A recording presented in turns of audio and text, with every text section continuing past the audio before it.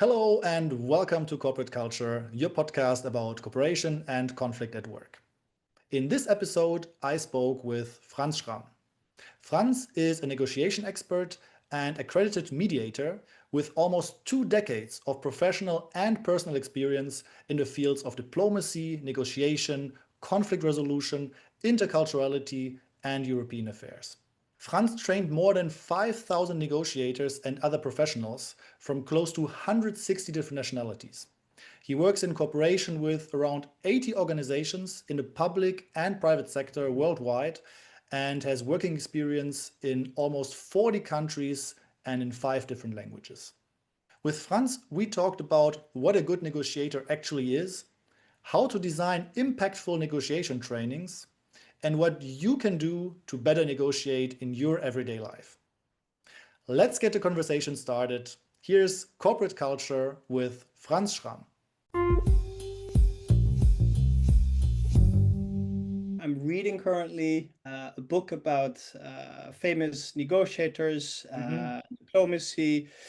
And what really came to mind is a guy that we all know, but I think very few know how important, how good he really was. And that is Jean Monnet. French, he was a cognac farmer and he basically became the founding father of what is now the European Union. And I think what he accomplished in his life and the different roles that he basically took upon himself as a negotiator, how he brought people, organizations, countries together is just amazing. And I think if you read the story of his life and what he accomplished as a negotiator, very much behind the screens, not as a forefront manager always necessarily, but I think that is phenomenal. He could slip into all kinds of roles essentially, and really bring about a corporation culture like not many other people could in very important times in history. And I think he is a phenomenal and perhaps under-recognized negotiator. Yeah. Do you think that the cognac also helped him becoming this good negotiator? I picture him sitting at night in front of a fireplace with, a cognac swirling in a nice glass, and then pondering about the ills of the world, and then trying to find solutions. So I think, yeah, probably. I think that, of course, being from a family that, is merchants, has to trade internationally cognac, it's a proud product of France. I guess that really helped him to also get into the field of negotiation and yeah, not just business, but basically everything he did. Yeah, Yeah. yeah, But we don't want to advertise drinking alcohol to become a better negotiator. That's not what we want to do here. not exactly. Well, I've heard many positive anecdotes Yeah. about the combination, but yeah. Yeah, that's true. It's true. And you mentioned the keyword diplomacy. So you are mostly, I think, training diplomats, right? Or like generally speaking, officials in international organizations in the world of international relations. Is that the main group that you are working with? Yeah, indeed. Of course, I've ventured into private sector as well. I'm doing that much more, but I think that I'm naturally gravitating more towards the public sector because of basically how I started my career and then the network that you build up, and I guess also a natural curiosity. And at some point, of course, that network keeps on drawing you back to that field, which is indeed most interesting. I like anything that is international, cross-cultural, having to do with, let's say, high stakes, important negotiations. And then, yeah, you already quickly come to the field of diplomacy. And I had the good fortune to be working in several organizations that kind of work in that field. Yeah, and I'm still doing that to this day, basically. So probably, let's say the group of people that I've trained most would be diplomats, and or let's say civil servants from especially the European Union, from the European Commission, but also from other international organizations. So yeah, I Okay. would say that is type of my specialization. Yeah. Yeah. And how come that you pick this very specific skill of negotiation. So I mean, there are many important skills, I would say, also in diplomacy. Also, if we think in a broader term of challenges when people have to work together, have to collaborate. Um, how come that you became such an expert in this very specific skill of negotiation? Yeah, yeah, good question. There was not really a very linear path, Hmm. and not a very conscious choice, actually. Many people ask me, how did you become a negotiation trainer? And I don't really have a very fixed answer. It's like a culmination, an intersection of several things that I liked, I think.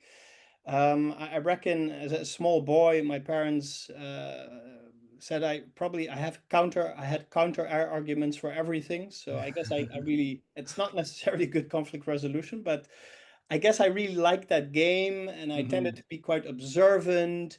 And then I found I was very interested in giving presentations and speeches and improvisation theater.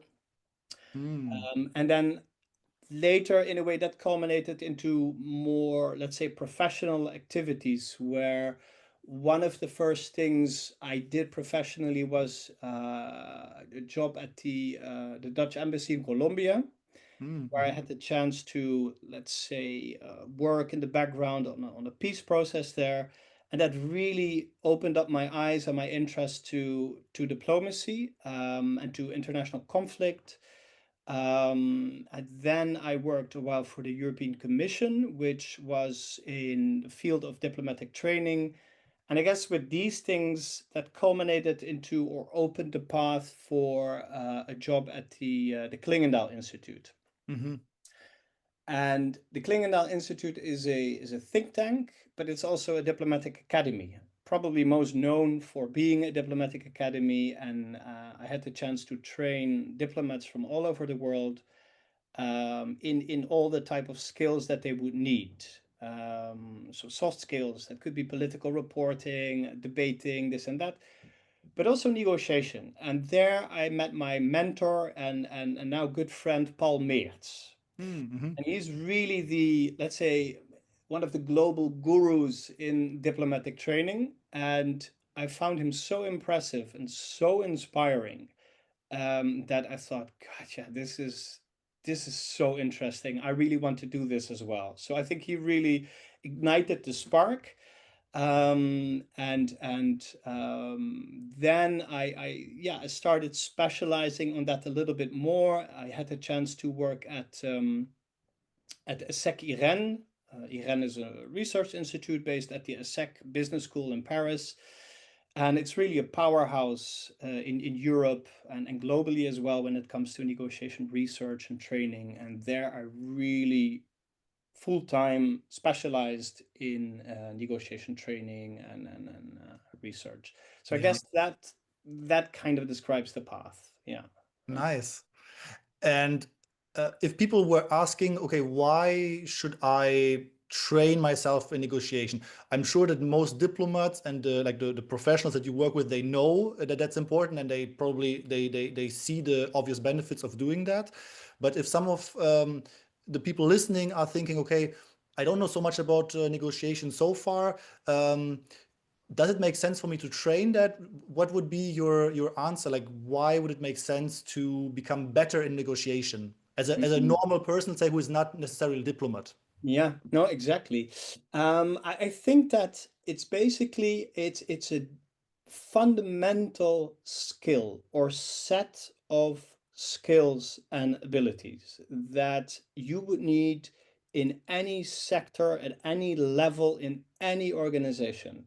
And of course, that's cheap coming from a negotiation trainer, but it is really true. I've noticed this in my work with any type of client, that during or after training they would say, I wish I'd done this sooner, or that this would be done more at our organization, because essentially it is a skill that helps people cooperate, collaborate, whenever they have something to accomplish and their interests are not fully aligned.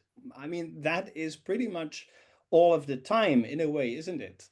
And there has doesn't have to be a terrible conflict going on or something very high stake. It can be very mundane, daily issues. Many people at my negotiation trainings, they use these skills later on for just their internal work, their day-to-day work, to negotiate with their hierarchy, with their spouses, Mhm. with their children, with their colleagues, with externals. So it is needed for so many dealings with any stakeholder at any time.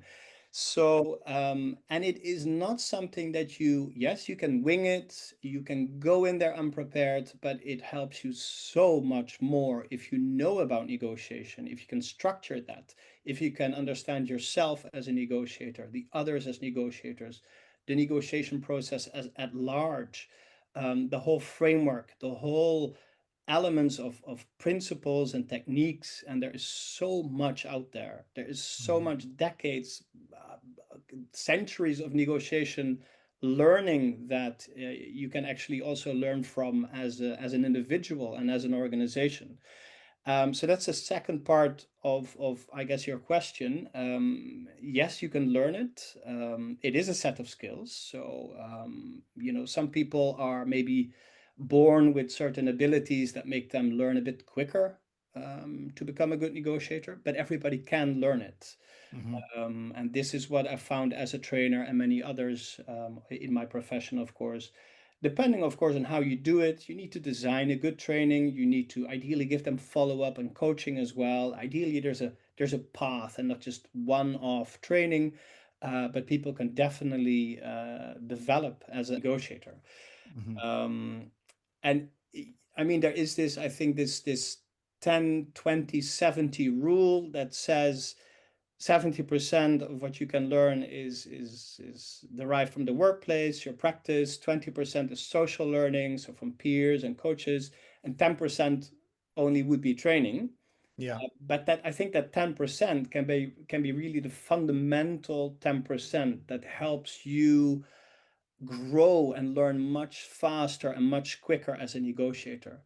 So the training is not going to make you a good negotiator as such, but it can give you, let's say, the building blocks, a different set Yeah. of glasses to look at negotiation differently, more tools for introspection, more analytical tools, a wider toolbox.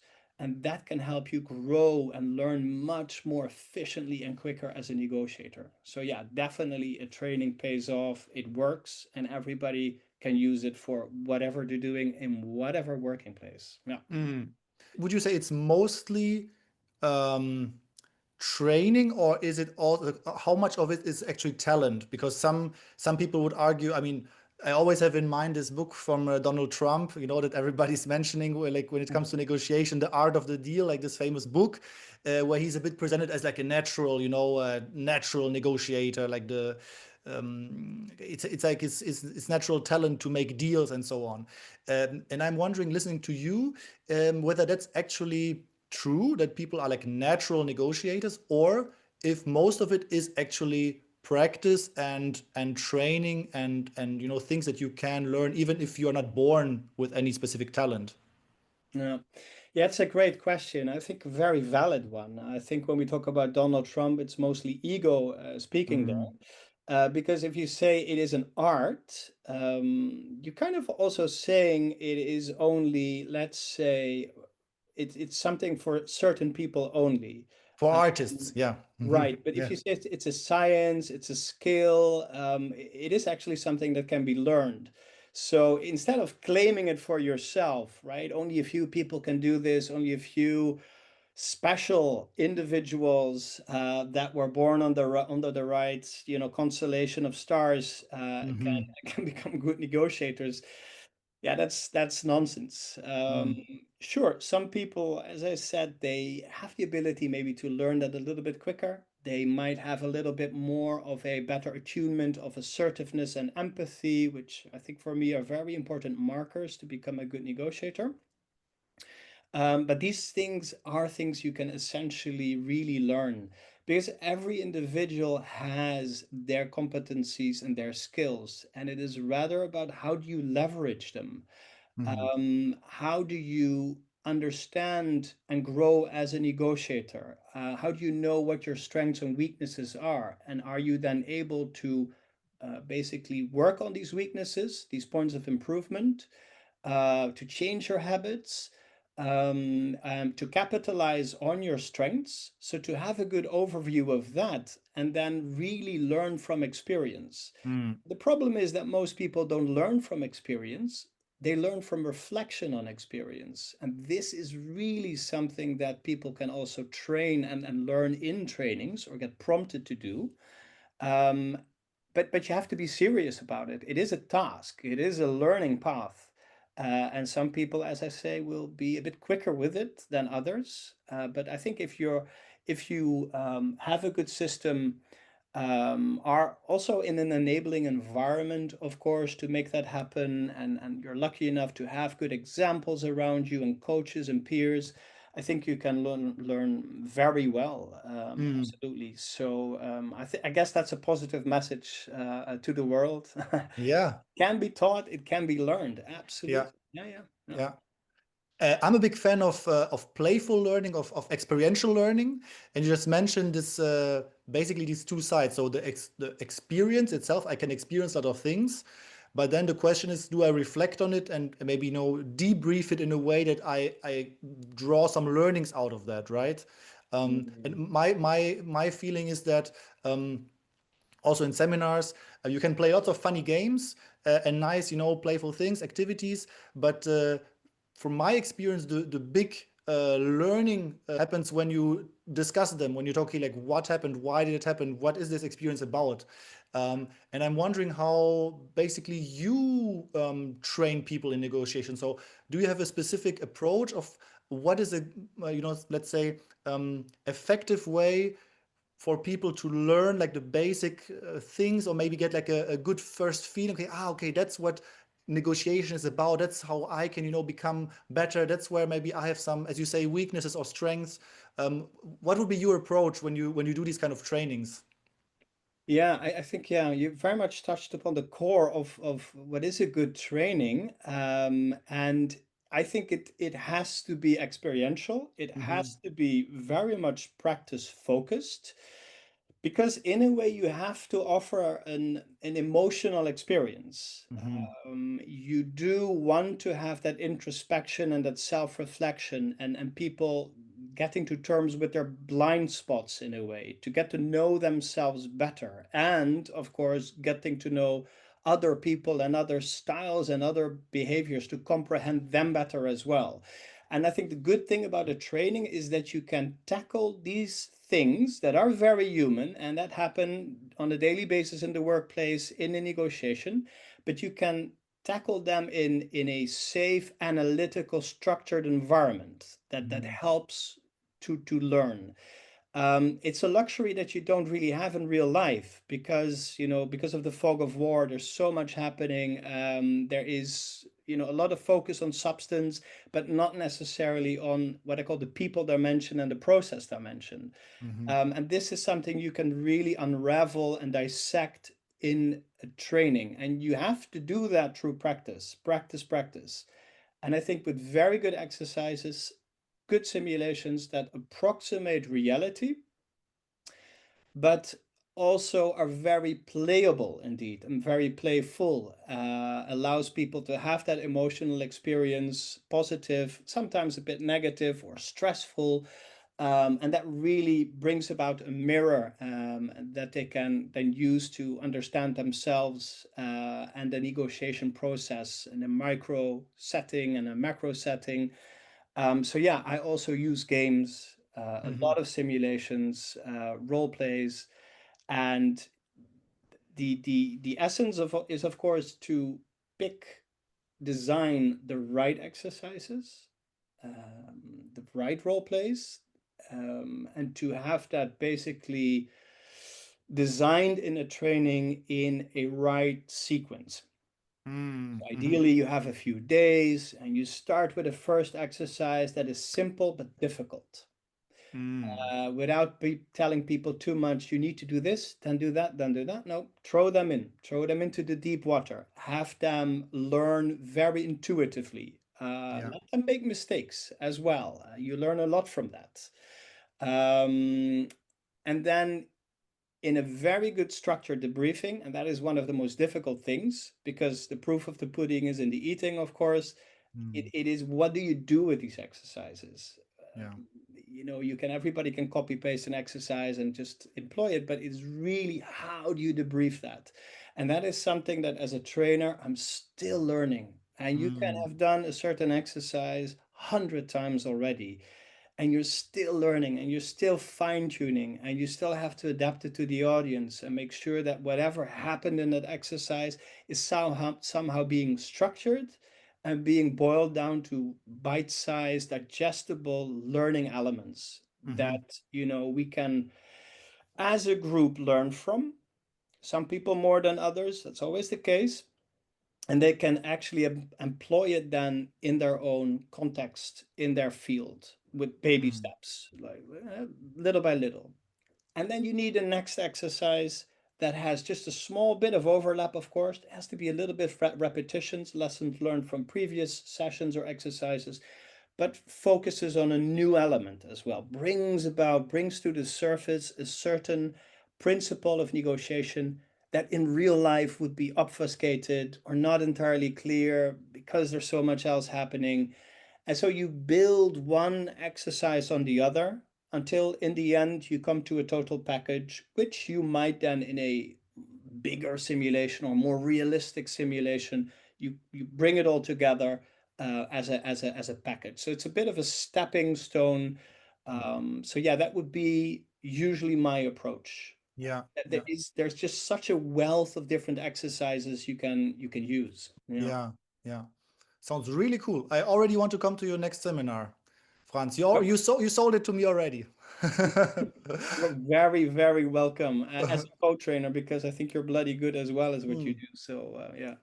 No, very, very cool. And I really like this, what you mentioned, maybe to throw people in to an experience without explaining everything in advance. So I also have these thoughts sometimes when I do concepts for my workshops. How much input you give before an experience, and how much do you maybe get the inputs from the participants after their own experience. So Yeah. basically, how much do you deliver of information or models, concepts yourself, and say, okay, now try this out? Or as you say, you do the other way around and say, let's try something out, and then let's see together what was that all about, basically, and what can we maybe learn, and how can I provide maybe something afterwards which connects the dots, maybe in a theoretical or more conceptual way. So I really Yeah, like these two sides that come together as you explain it. absolutely. What would you say you do most of the time? Like, Mm. I started to really prefer the approach that you mentioned as well, to say, mm, let's experience something, and the experience can be very different for every person. So I realized, for example, when I do an exercise myself as a participant, I participate in a workshop, I participate in exercise, I have a specific experience, specific observations, but those are not the same observations that the other ones have. And also, when I'm from a trainer perspective, I prepare something, I have a specific picture in mind or specific maybe scenario in mind of, oh, this is probably more or less how the exercise will go. mm, But often it doesn't really go like that, because yeah, people are humans, they're individuals, and they will break rules. They will do things differently. They will improvise. They will have other ideas. They will try to find maybe sneaky ways around something, and which is good, yeah, which I also yeah, encourage. yeah, Um, so I realize that often it's very hard to fully control the experience, the exercise itself. But as you say, what I really like about your approach is to say what I can control, where I can be really, really useful, and probably also your experience plays a big role, is how do I talk about the experience afterwards? How do I debrief that? And in yeah, which direction do I lead the discussion? Because that's also probably where you can decide, okay, which kind of models do I bring in, which kind of maybe good concept or explanation do I bring in to make sense of what happened. Um, yeah, so I'm really a big fan of this um, model. It's called Park. I learned it from Adam, actually, another trainer colleague of mine, who has this yes, Park model, and what it basically says. It's plan, act, reflect, connect. So Yeah, it's kind yeah, of this, you plan an activity. For example, it can be, as you say, it can be just a general briefing of what is going to happen. Then you act, so you experience something.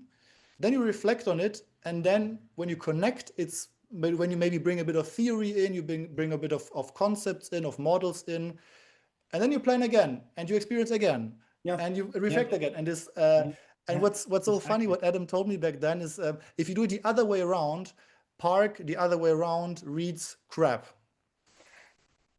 Uh, And it must be true. Yeah.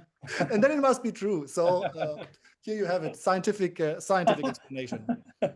Yeah, but it's true. The briefing is the most difficult part. Eh? You Mm, have to be part coach, part trainer, part facilitator.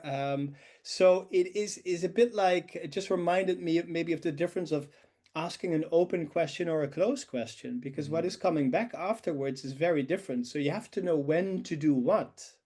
Yeah. And I guess in the training, there are times when it's better to give a bit more instructions in advance because of Mm, what it is that you would hope to get out of it.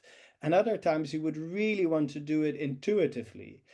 And there's also this big difference in, do you work with scenarios, exercises that are in the setting of where the participants are coming from, mm, or actually completely outside of their comfort zone, or let's say outside of the setting? But then mhm, at least it is, you could also say it's a more of a level playing field for everybody. They have the same information. None of them are experts, but actually it is about the underlying principles and dynamics, and not about the substance as such that you would like to draw out. So that's mm. also it's all of these design questions that you have to work with. But I Yeah. think that intuitive approach to, let's say, bring things to the surface that usually wouldn't, because there's too much else happening, or people would go for the usual approaches like an automatic pilot because of the luggage they already have. And through a different type of pedagogical approach, you bring about things to the surface they would usually not reflect upon. And they would also not tell you that they need. At the beginning of a training, also often ask, why are you here? What are your goals? Mhm, And they often come up with the usual stuff. But then during a training or after training, they've learned completely unknown unknowns about mm. themselves and others. And I think then you really have done a good job as a trainer. But Yeah. it is the design, the architecture of it all, the sequencing, the choice of exercises that makes, that makes a good training. Makes a lot of sense to me, yeah. When you think of yourself as a, not as a trainer but as a negotiator, because I imagine you're also negotiating a lot yourself, are there some situations where you would not negotiate, where you say, either with these kind of people or with these kind of situations I'm not negotiating, or would you say like everything is up for negotiation, Mm. generally speaking? Yeah, yeah. I mean, generally, theoretically, everything can be negotiated, but I think you're wisely suggesting, should you? Hmm. Because a negotiation costs time and energy, Hmm. can cost money. And I think it's always a calculus, is it worthwhile? And you might never get the full question to that always. So it's also a bit intuitively, but you also have to think about it rationally. And I always say, it's for negotiation, you don't just prepare for what you want to say, but also you prepare for what you would like to learn from this negotiation.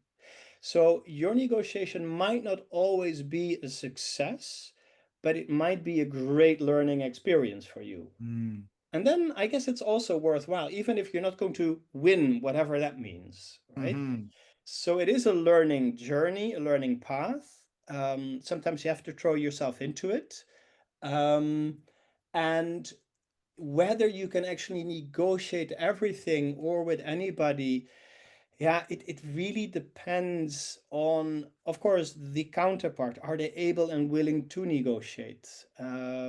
Because for negotiation, you need a certain interdependence. Hmm.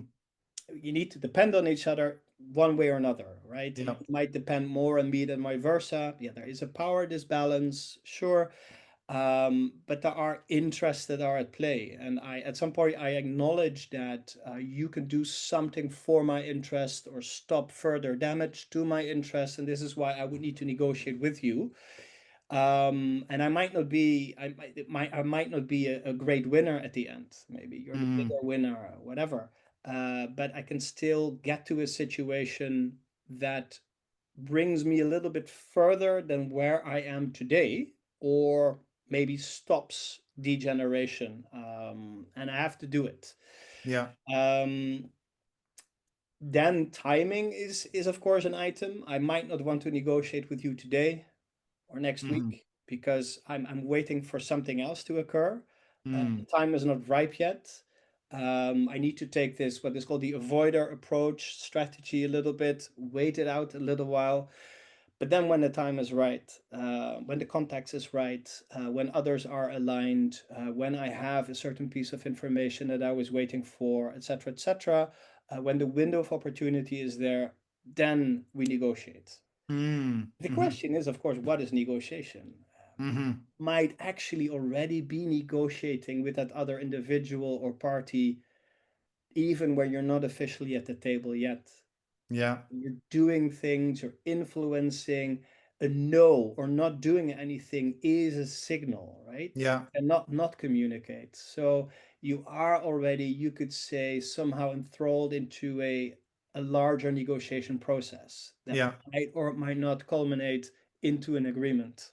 yeah. So yeah, you could say everything is negotiation.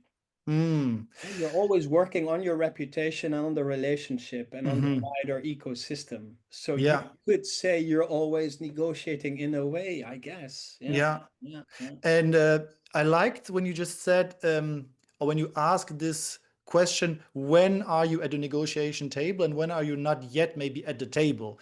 And I'm wondering, thinking about very normal scenarios, right? So let's say I enter a shop and I want to buy a new pair of jeans. That's what I did actually last week. yeah, Uh, and the price of these jeans was very expensive, but I didn't really question it. I said, okay, that's the price.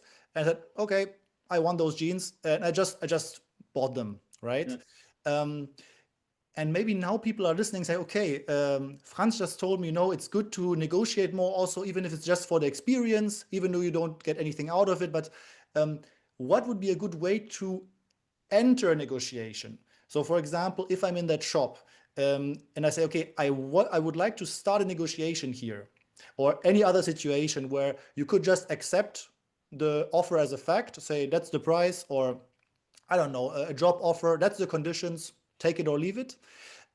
What is a good way to to enter a negotiation if I would like to, even if it's just for playing around, but yeah.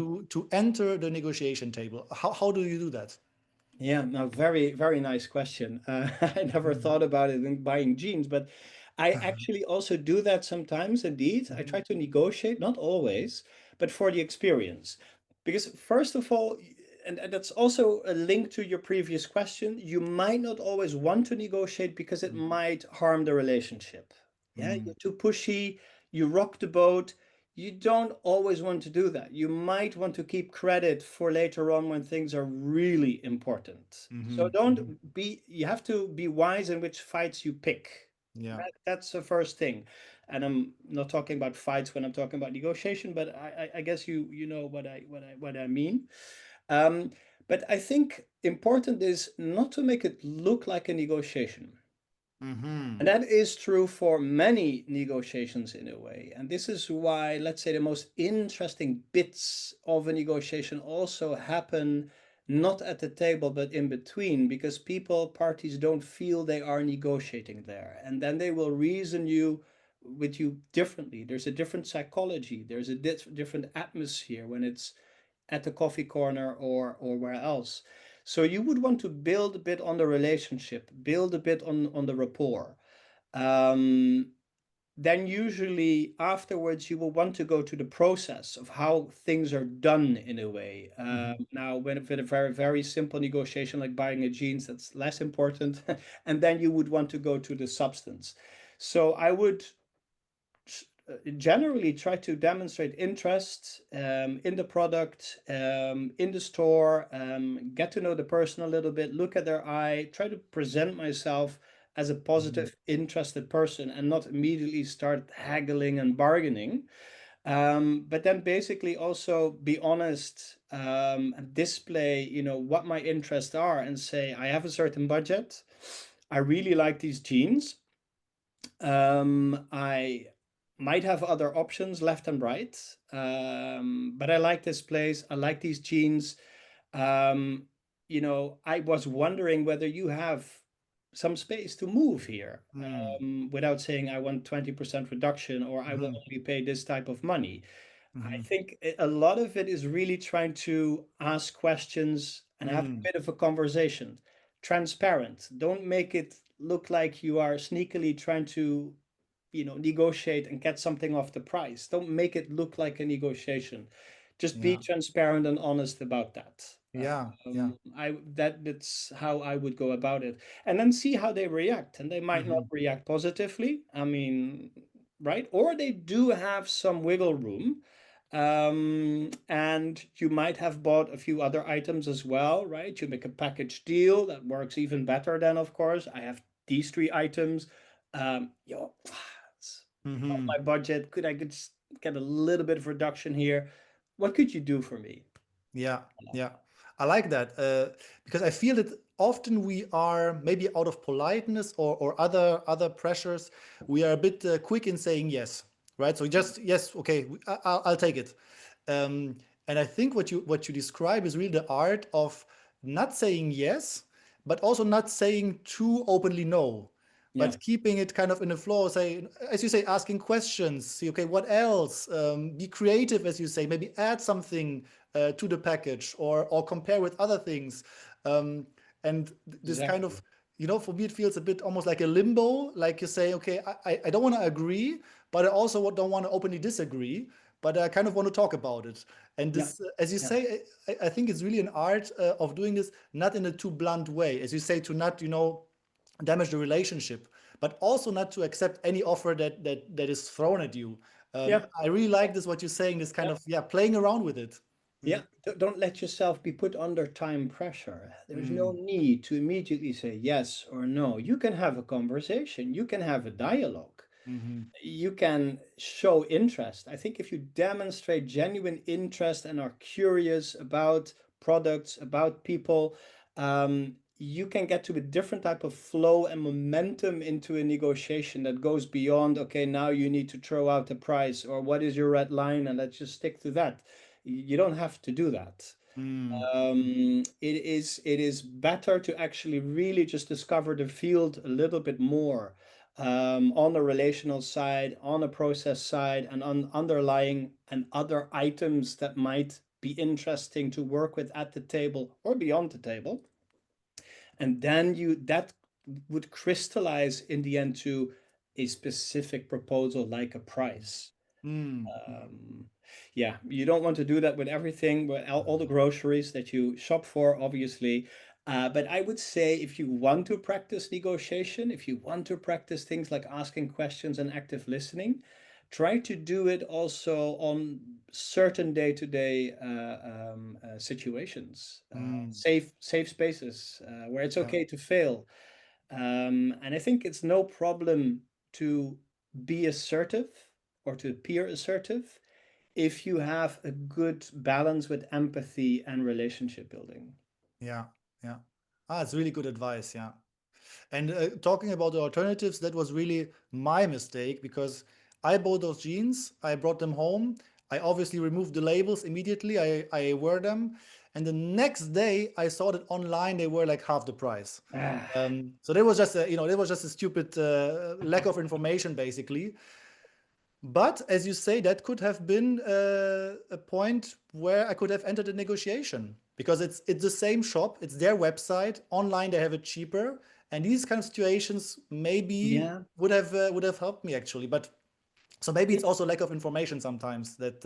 yeah, it is, but it's also preparation, really Yeah, preparation, exactly. because Yeah. if you go shopping, okay, you might happen to walk past a shop at some point and think, ah, I have 15 minutes, let's just speak in here.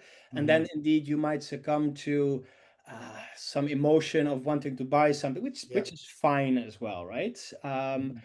But if you say, okay, I want to buy a jeans, and before you go, you do some type of research on prices, but I guess also how much would I want to pay today for a jeans, Hmm. and then you are faced with a certain price. But because you prepared already, you might say, okay, today I'm going to negotiate a little bit. I'm not going to say yes immediately. I'm going to ponder it a while. I'm going to think about it a while. And then I will make a more calibrated type of move or proposal. Hmm. It's also mental preparation. It's not just on numbers, but it is also preparing for what you might be doing or expecting today in a negotiation. Yeah. Yeah. And what you said before about the timing, I also like, because when I think about it, at the beginning of the month, I would enter the shop with much higher confidence concerning my financial budget, you know.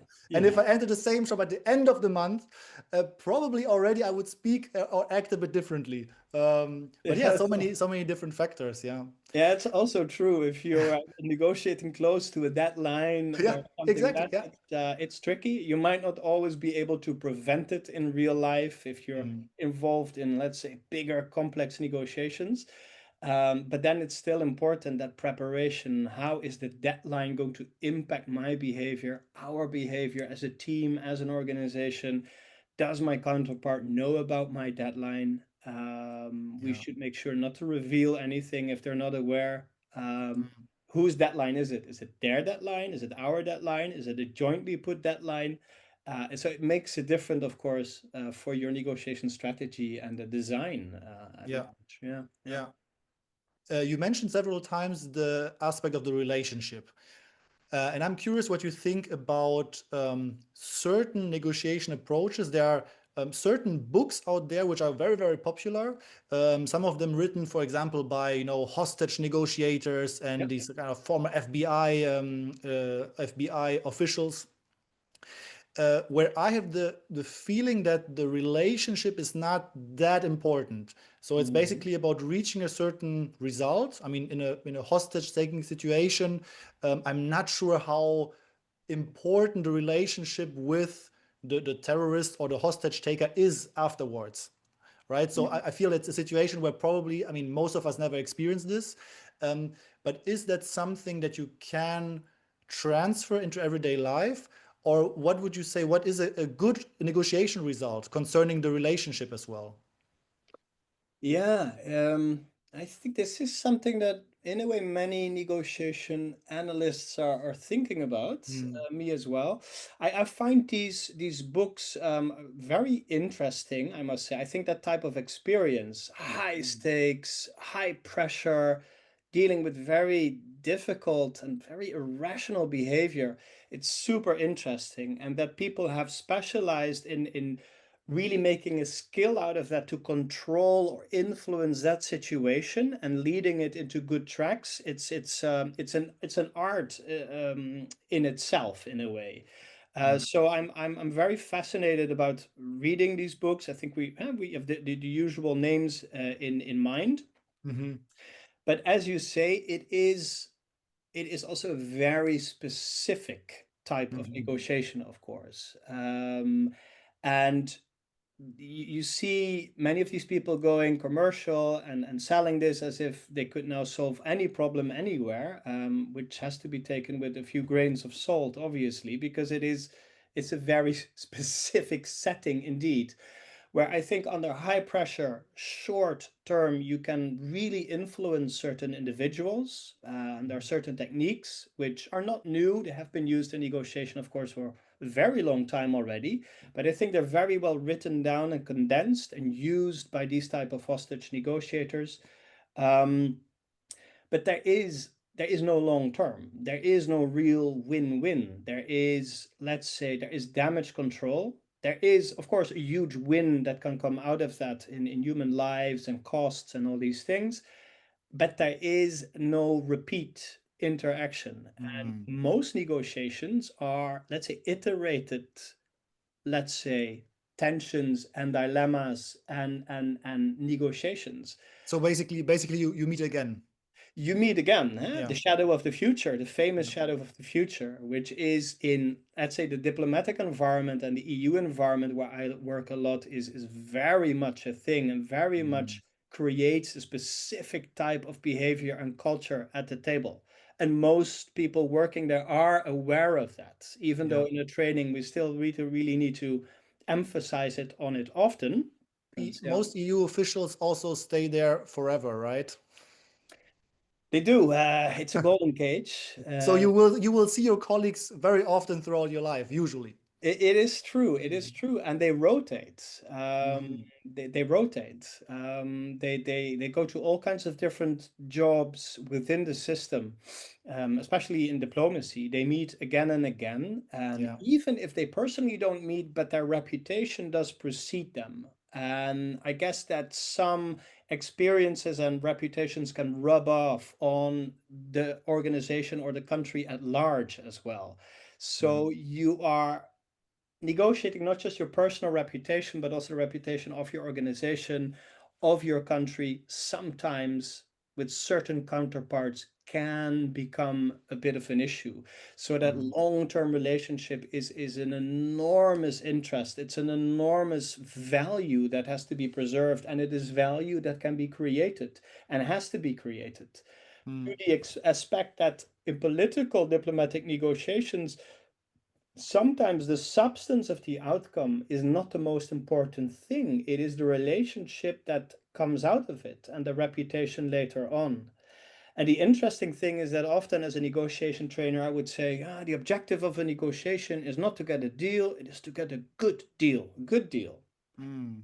And then there would always be somebody say, well, in our case, it's actually something just to get a deal.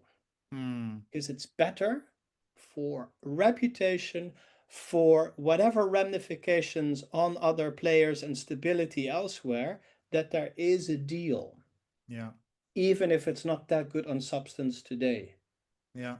And that is, of course, very different than in certain other environments, such as hostage negotiation. Mm. Mm. It is entirely different.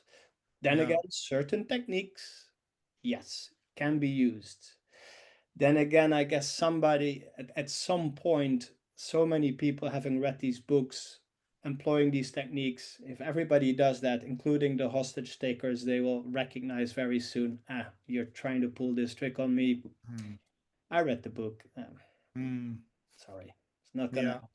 So it's a bit, and I've heard diplomats, you know, complaining about that a little bit as well in the difficulties of their work. Yeah. Mm. Yeah.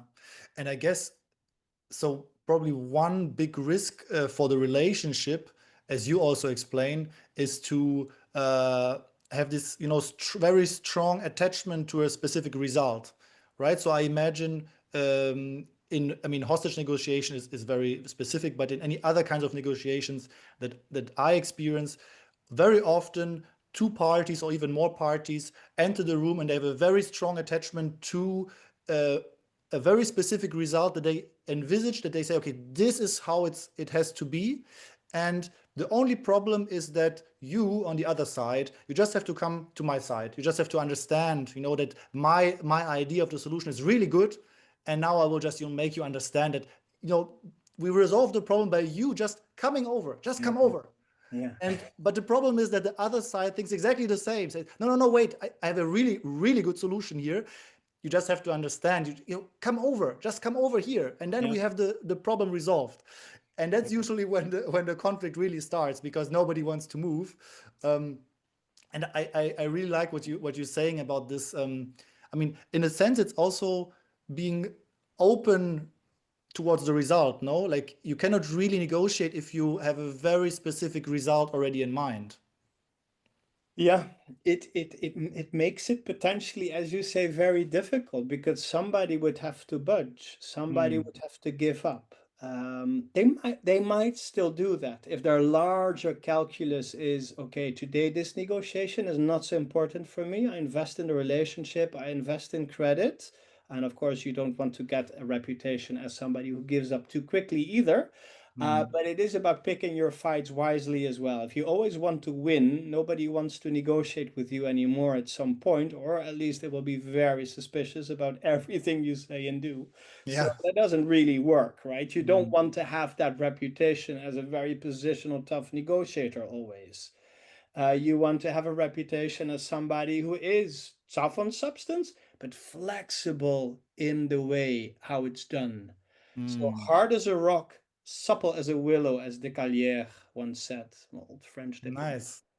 Ah, I like that. Or tough on substance, right? But an iron fist and a velvet glove, but soft on the people. I Mm. think that is really the skill of the negotiator. I don't have to agree with you, but I acknowledge that you have interests, that you have perhaps legitimate points, that you have concerns. I'm not blind to them, I don't brush them away. I will look at them, I will listen to you, I will show an interest, provided you do the same for me. It's a reciprocity, my friend. It's a reciprocity. Yeah. Give and take, Mm. tit for tat. It's a dance. We do this together. We try to reach the finish line together, and not your finish line, not my finish line. So I'm open, I'm flexible, but I'm strong on what my mandate is, what Yeah. my red lines are, what my interests, my motivations, my needs. And you and I need to look at that. We need to shape a process that enables us to come out with something that is good for both you and I. Yeah. That might take a while, and it's not Mm. just going to be me coming to you. So you preserve the relationship, you show openness, empathy, but you mix it with assertiveness. My Yeah. interests are important as well. Yeah. And if you are so hellbound on getting me there, you have to explain me what it is.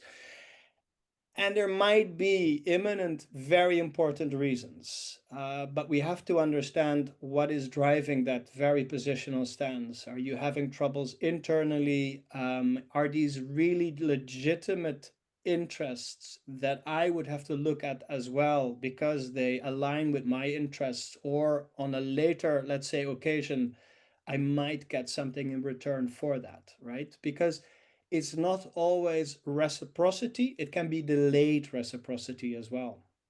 Mm. Especially when you are in environments where people meet time and time again, such as the EU.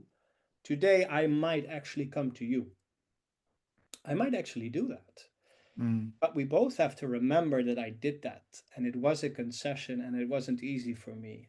And I Mm. expect something in return later on. Mm-hmm. Mm-hmm.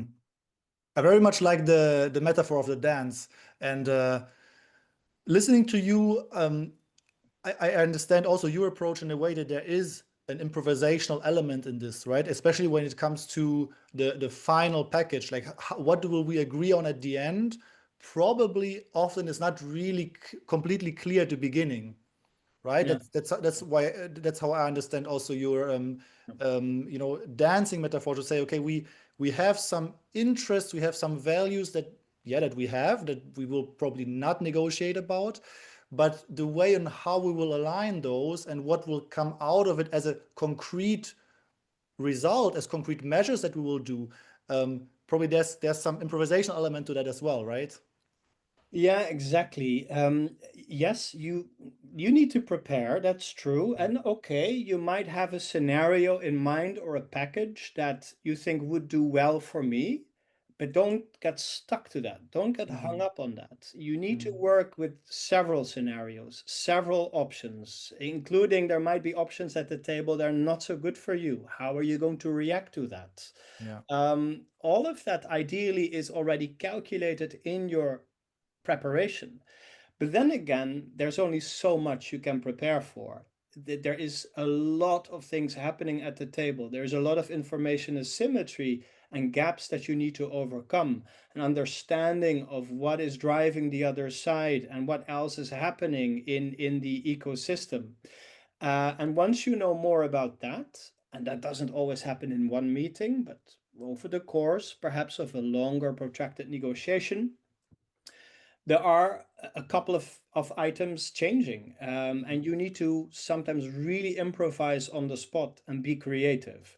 And that is difficult for people to be really creative and to, wing it on the spot. I guess you get better at it, of course, when you get more experienced. But this is why it's also important to have some control of the process and not be forced to do everything at one specific Mm. meeting or under time pressure. Yeah. But allow yourself some breaks, coffee breaks, or let's say a next meeting, so that in between you have time to recalibrate, to consult others, to rethink creative ideas, which of course you're very thankful for from the counterpart. But you have to allow me time to crunch this and to think about it and make sure that, something comes out that is best for both of us, Yeah. all, in the interest of, getting to a good package at the end. Mm. But therefore, I think improvisation training in a way, or to work with improvisation also in trainings, is an enrichment. It Mm. is something that people need to get acquainted with, at least. Yeah.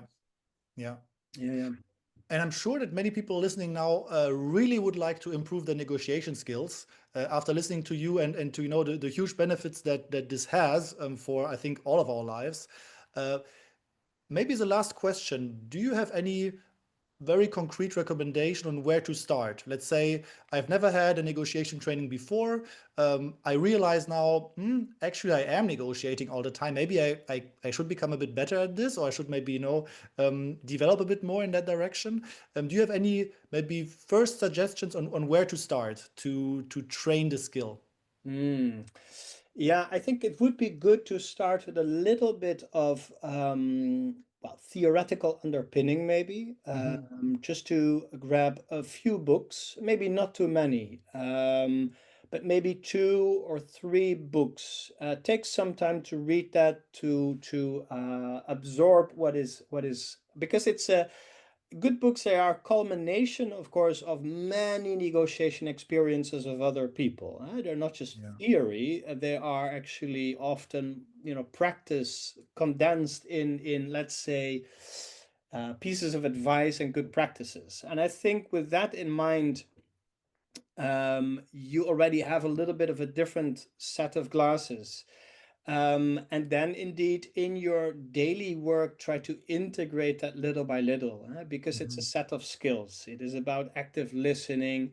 It is about thinking ahead, thinking, planning a little bit more, but all these aspects, right, that we talk about in negotiation trainings. But of course, take a training as well, and not just one, take several. Because you grow as a negotiator. And I think with every experience that you get, in trainings with good exercises and role plays, it is like practice, but then Hmm. more analyzed. You get the benefit of the analysis afterwards, which in real Yeah. life will probably evaporate the lessons learned. Hmm. So take a training, take two trainings, and this is where you really get inspired. You also meet other people that are on the same path as you. They can give you advice as well.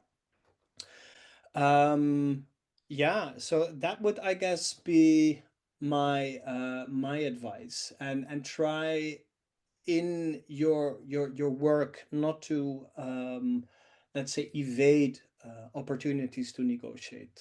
Yeah. And yes, say, okay, I can do this. I volunteer.